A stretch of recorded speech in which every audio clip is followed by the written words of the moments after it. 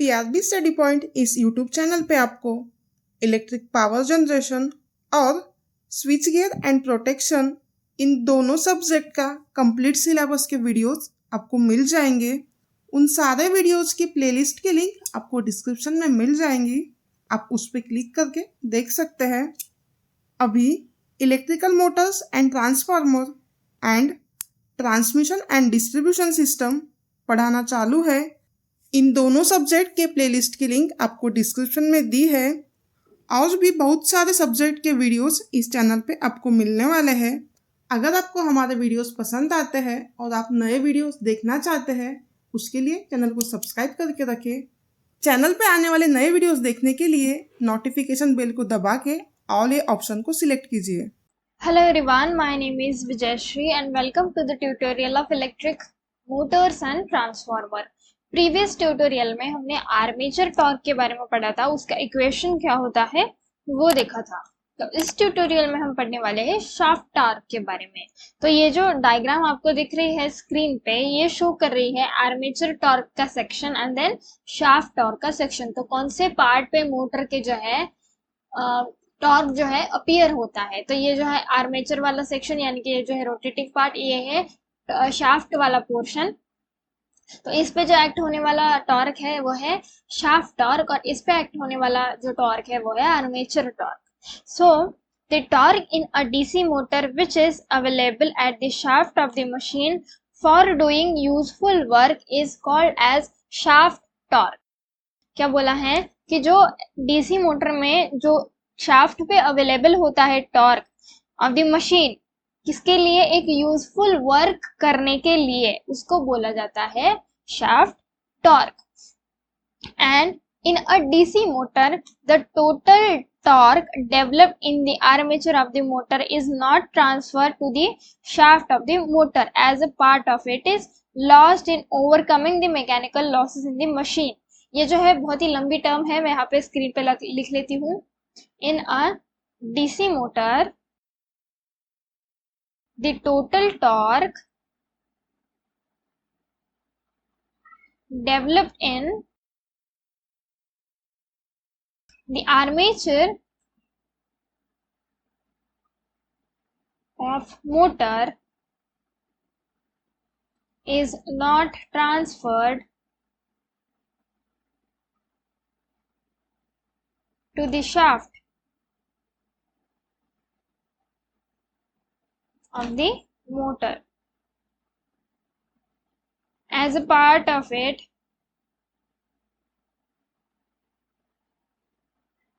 is lost in overcoming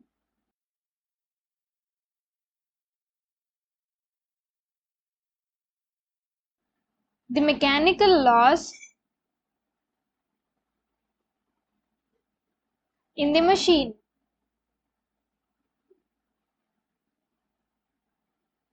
Hence, the shaft torque is somewhat less than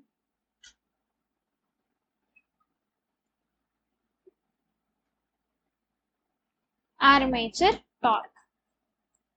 तो ये statement क्या कहता है कि डीसी मोटर में जो टॉर्क डेवलप होता है आर्मेचर में मोटर के, वो ट्रांसफर नहीं होता, is not transfer to the shaft. वो जो आर्मेचर का जो टॉर्क है, जो आर्मेचर में डेवलप होता है मोटर के, वो जो है शाफ्ट को ट्रांसफर नहीं होता।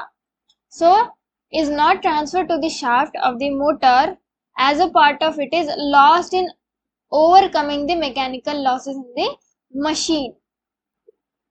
तो उसका जो पार्ट है उस आर्मेचर टॉर्क का, वो पार्ट जो है वो लॉस्ट हो जाता है ओवरकम करने में। जो मैकेनिकल लॉसेस है ना मशीन में, उन लॉसेस को जो है ओवरकम करने में ही आर्मेचर टॉर्क का कुछ पार्ट जो है लॉस्ट हो जाता है। और इसीलिए शाफ्ट टॉर्क जो होता है वो किसी भी रीजन से जो है थोड़ा कम होता है हमारे आर्मेचर टॉर्क से। तो क्या बोला गया है, जो पार्ट है शाफ्ट टॉर्क का, वो क्या होता है, ओवरकम करने में चला जाता है इन मैकेनिकल लॉसेस को, इसीलिए इसकी वैल्यू जो है आर्मेचर टॉर्क से कम होती है। So if the speed of the motor is n rpm, अगर मोटर की स्पीड जो है n rpm है, देन जो आउटपुट है शाफ्ट पावर का जो कि है वैट्स में, तो वो क्या होगा, PSH is equals to 2 pi n TSH upon 60।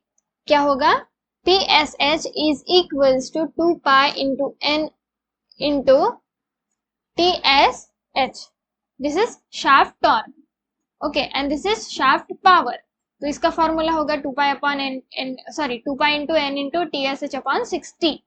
And then TSH का फॉर्मूला क्या है, जो कि हमने आर्मेचर टॉर्क के इक्वेशन में देखा था, that is 9.55 into PSH upon n. It is in Newton meter. Also जो डिफरेंस है armature torque and shaft torque का, उसको क्या बोला जाता है, लॉस टॉर्क। जो डिफरेंस है शाफ्ट टॉर्क और आर्मेचर टॉर्क का, उसको बोला जाता है लॉस टॉर्क। तो लॉस टॉर्क अगर निकालना है तो that is TA minus TSH।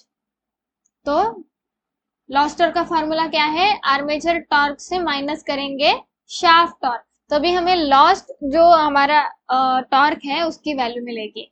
तो इसका फॉर्मूला भी क्या आएगा, 9.55 into mechanical losses upon n। अब इस शाफ्ट टॉर्क के बाद जो है हमें देखना है ब्रेक हॉर्स पावर के बारे में, दैट इज BHP। तो ब्रेक हॉर्स पावर मतलब क्या होता है, ब्रेक हॉर्स पावर का जो है सिंपली यहाँ पे फॉर्मूला दिया गया है, that is useful output power, that is P watt. ये है यूजफुल आउटपुट पावर। तो इसका फॉर्मूला होगा ओमेगा इंटू TSH।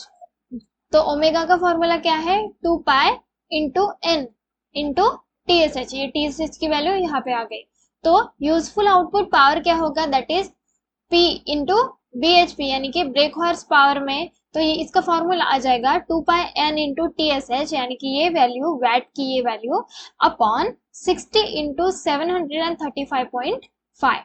तो BHP की वैल्यू यानी कि ब्रेक हॉर्स पावर निकालने के लिए हमें इस आउटपुट पावर के नीचे जो है 60 इंटू 735.5 की वैल्यू से जो है मल्टीप्लाई करना पड़ेगा, और इस प्रोडक्ट से जो है इस टर्म को डिवाइड करना पड़ेगा। तो हमें क्या मिलेगा, ब्रेक हॉर्स पावर। अब ये तो हो गया शाफ्ट टॉर्क और BHP। अब इसके बाद हमें देखना है brake test, losses and efficiency. तो वो देखेंगे हम इसके बाद वाले ट्यूटोरियल में। तो मिलते हैं हम नेक्स्ट ट्यूटोरियल में।